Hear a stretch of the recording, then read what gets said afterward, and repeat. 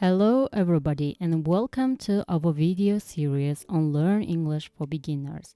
In the previous lesson, we learned 0 to 20 numbers.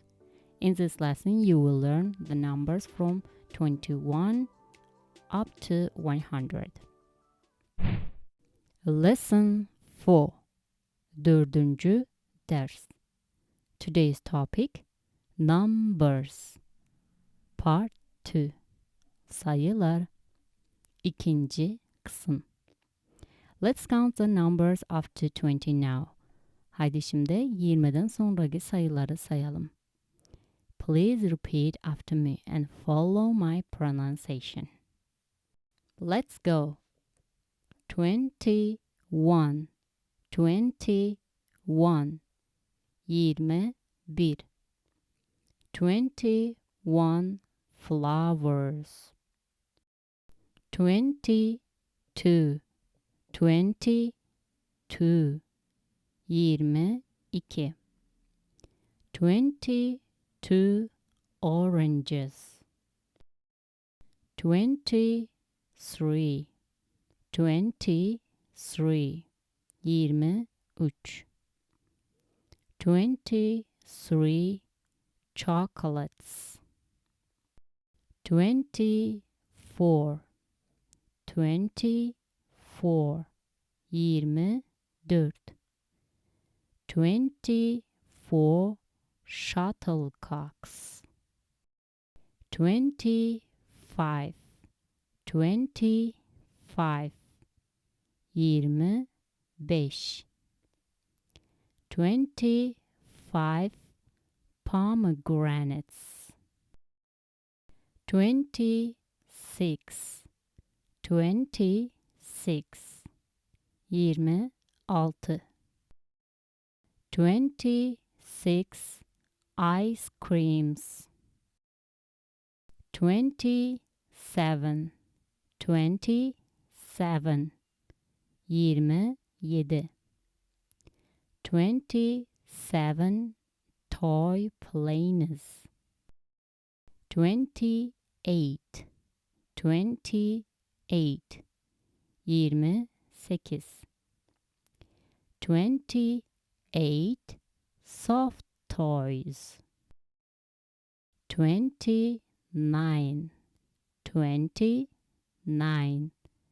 29 29 pencils. 10 numbers. 20, 30, 40 gibi 10 sayısının katları sayılarda T ekiyle biter. Buna 10 numbers denir. For example, 20, T, 30, 30, 30, 40, 40, 40, 50, 50, 50, 60, 60, 60, 70, 70, 70, 80, 80, 80, 90, 90, 90, 100, 100, 100. 100 sayısı tekil olarak kullandığında veya one ile birlikte kullanır. Now let's practice. İngilizce'deki sayılar Türkçedeki sıra ile okunur. For example, 42, 42, 53, 53. Good job! Now we will be summarizing all the numbers that we have learned in this video. Once again, please repeat. Count with me. Let's go.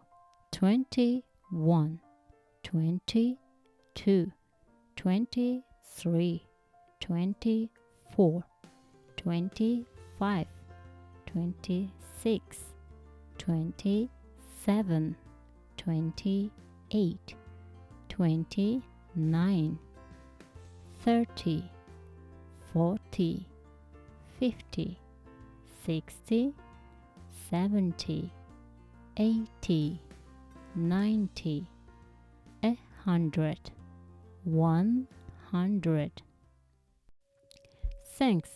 Thanks for watching this video. If you like this video, give it a thumbs up and share it with your friends. For more, subscribe to the channel. Check out other videos. Bye.